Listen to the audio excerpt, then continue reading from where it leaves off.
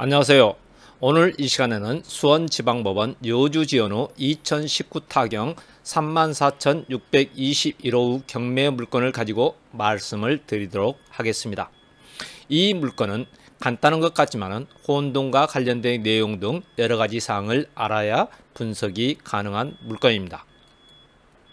자, 필자는 작년부터 맹지책자를 시작으로 법정지상권, 공유지분 경매, 부동산 등기 유치권, MPL 책자까지 오랜 기간 집필을 위해서 달려왔습니다. 최근 필자는 학원에서 강의를 하면서 사용하는 경매 강의 노트를 만화로 집필을 하였는데 독자 여러분들께서 일반 서점에서 만나볼 수가 있습니다. 본 책자는 필자가 강의를 하면서 축적한 내용을 여러분들이 실전 경매에 사용할 수 있도록 기초부터 고급까지 한 권의 책자로 발간을 했습니다. 필자는 현재 의정부에서 세형 경매 학원을 운영하면서 강의를 하고 있습니다. 강의와 관련해서 많은 분들이 전화로 문의를 하시는데 학원 등록 여부와 관계없이 한번 들어보시는 것은 언제든 환영합니다. 매 강의는 강의 교재로 1시간 내지 1시간 10분 정도를 강의를 하고 나머지 시간은 현재 경매가 진행되고 있는 물건을 8건에서 10건 정도를 분석해드리고 있습니다. 자, 현재 코로나19로 인하여 전체적인 학원 수업을 직접 학원에 나와서 듣는 대면 강의와 줌 프로그램을 통한 인터넷 강의를 하고 있습니다. 이와 관련하여 여러분들께 몇 가지 알려드리고자 합니다. 타 지역에 계시는 분들이 필자가 진행하는 줌 강의를 듣고자 하시는 분들은 카카오톡 오픈 채팅에서 OK 경매를 검색하셔서 필자에게 연락해 주시거나 학원 전화로 연락을 주시면 됩니다. 강의 시간은 매주 화요일과 목요일 오후 7시부터 9시까지이며 강의실 오픈은 강의 당일 오후 6시 반에 오픈합니다. 자, 줌을 통한 인터넷 강의는 올 수강료를 10만원으로 하고 있으며 수강 신청하신 분에게는 기본 교재를 무료로 택배 발송해드리고 있습니다. 또한 1년을 수강 신청하신 분에게는 100만원에 해드리고 기본 교재 및 필자가 집필한 도서 8권을 무료로 택배 발송해 드리고 있습니다. 자, 필자는 여러분과의 또 다른 만남을 위하여 네이버 카페 OK 경매를 시작하였습니다. 이 카페는 유튜브에서 여러분에게 제공하지 못했던 여러가지 사항, 특히 경매 물건 분석 등을 많이 다루도록 할 예정입니다. 많은 분들이 카페에 가입을 해서 좋은 정보를 함께 하면 좋겠습니다. 자, 수원지방법원 여주지원 2019 타경 34,621호 사건입니다. 이 물건은 재배각 물건으로 입찰 보증금이 30%이며 선순위 가등기를 인수해야 한다고 나와 있습니다. 이에 관하여 하나하나 분석을 해보기로 하겠습니다. 참고로 아래 사례는 지주옥션 경매 사이트에서 발췌한 내용임을 알려드립니다. 자, 물건 내역을 보면 문제되는 것이 전혀 없는데 말소 기준 권리인 2007년 8월 31일 양평 농업의 근저당권보다 선순위인 가등기가 문제가 됨을 알 수가 있습니다. 그렇기 때문에 이 경매 물건 분석 후 주된 것은 가등기를 어떻게 분석하느냐가 문제입니다. 자, 이 물건의 위치를 이성 지도를 보면 이렇습니다. 자, 법원 경매 기록을 보면 제시 외에도 포함되었고 입찰 보증금이 30%임을 알 수가 있습니다.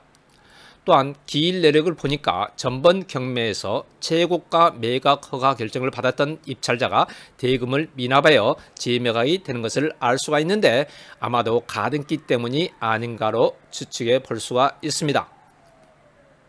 자, 이 물건을 분석하기 위하여 필자의 책자 중에서 이와 관련한 내용을 보고하겠습니다. 먼저 경매 강의 노트 231페이지와 251페이지를 보겠습니다.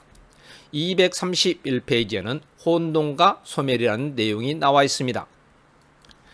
민법 제191조와 507조에는 혼동에 대하여 나와 있습니다. 동일한 물건에 대한 소유권과 다른 물건이 동일한 사람에게 기속한 때에는 다른 물건은 소멸한다라고 나와 있습니다.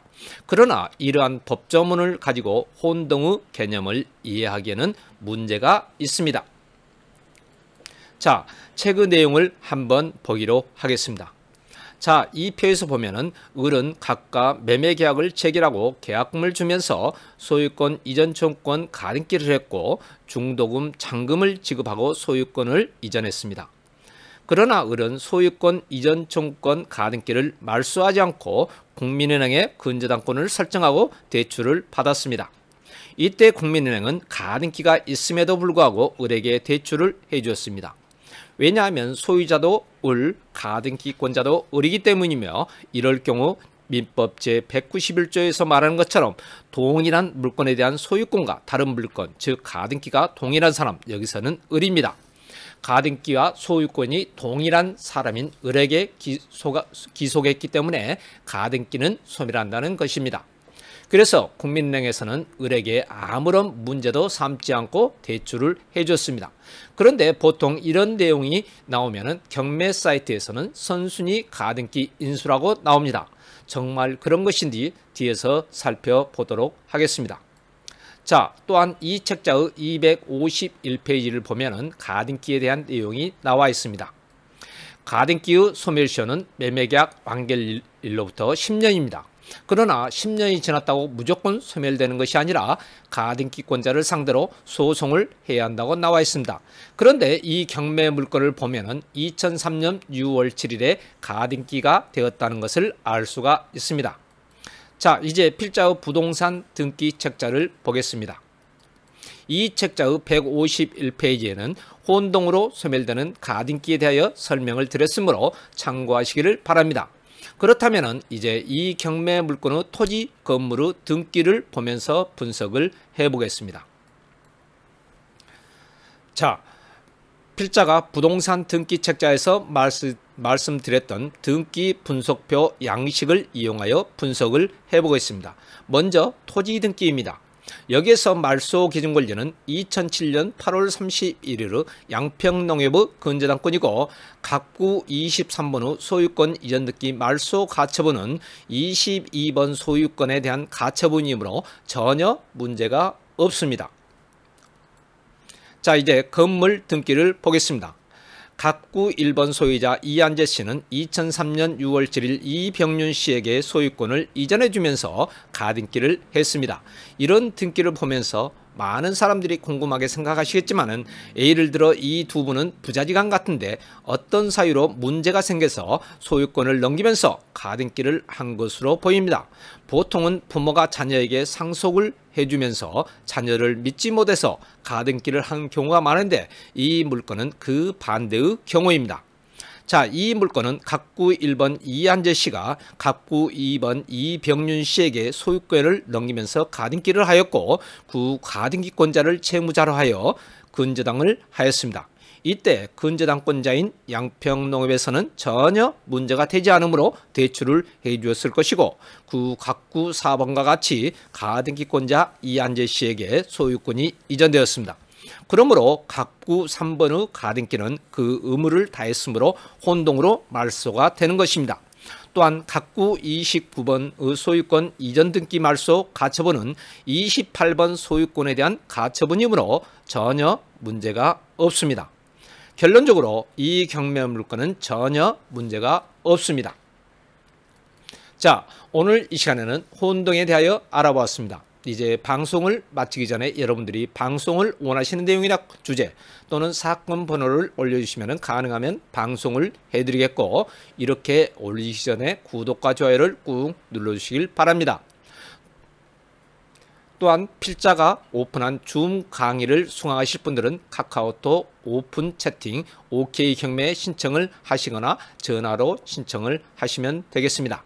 아울러 필자가 강의하고 있는 의정부 세영 경매학원에 들리실 기회가 된다면 실제 강의를 한번 들어보시는 것도 환영합니다. 자, 이상으로 마치겠습니다. 감사합니다.